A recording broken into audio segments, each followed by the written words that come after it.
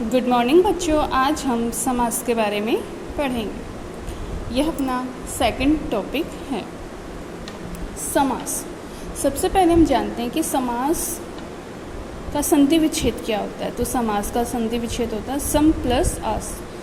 सम का अर्थ क्या होता है? सम का अर्थ होता है समान रूप से, समान रूप से। आस का अर्थ होता है करीब लाना। तो समास का अर्थ क्या हो गया? समान रूप से करीब लाना। समास का शाब्दिक अर्थ क्या होता है? संक्षेप करना। क्या होता है? संक्षेप करना। समास की परिभाषा: परस्पर संबंध रखने वाले दो या दो से अधिक शब्दों को संक्षिप्त करके नया शब्द बनाने को समास कहते हैं। तो समास किसे कहते हैं? दो या दो से अधिक शब्दों को अगर हम शॉर्ट कर दें, छोटा कर दें, उससे हम क्या कहेंगे? समास कहेंगे। आपके स्टार पॉइंट है। तो बच्चों आपको याद रखना है, समास रचना से बना हुआ पद समस्त पद कहलाता है। समास रचना से बना हुआ पद क्या कहलाता है? समस्त पद। समस्त पद को क्या कहते हैं? इन्हें सामासिक पद भी कहते हैं। कौन सा पद? सामासिक पद। कौन सा पद? सामासिक पद। सभी पदों को अलग अलग करना समास विग्रह कहलाता है। सभी पदों को अलग अलग करना क्या कहलाता है? समास विग्रह कहलाता है। समास के 6 भेद होते हैं। समास के कितने भेद होते हैं? 6 भेद। 6 भेद कौन कौन से हैं? पहला भेद है अव्ययीभाव समास, तत्पुरुष समास, कर्मधारय समास, द्विगु समास, द्वंद्व समास, बहुव्रीहि समास। सर्वप्रथम हम अव्ययीभाव समास के बारे में पढ़ते हैं। इस समास का प्रथम पद उपसर्ग होता है।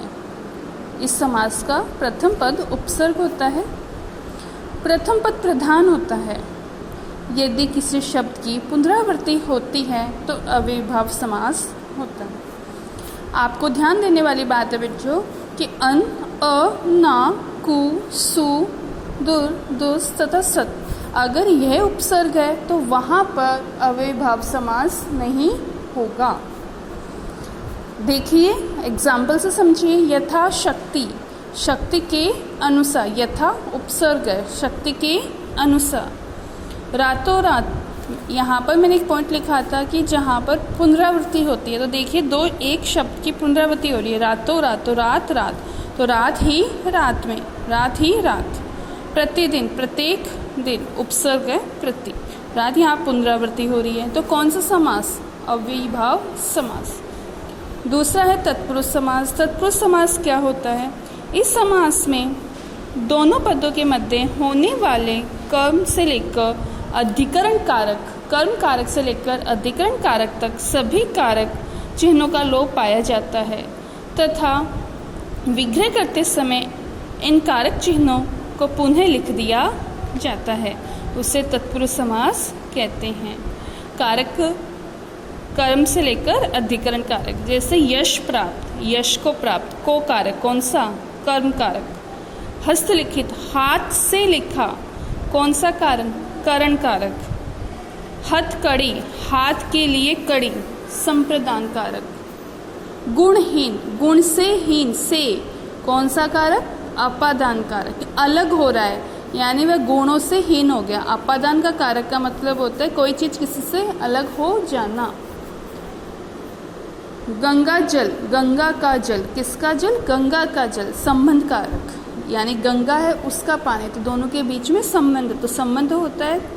आप बीती, आप पर बीती, कौन सा कारक?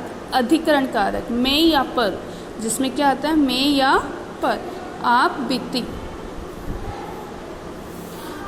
ओके बच्चों, अब हम कर्मधारय समास, उद्विग्न समास, आगे के समास के बारे में नेक्स्ट वीडियो में अध्ययन करेंगे।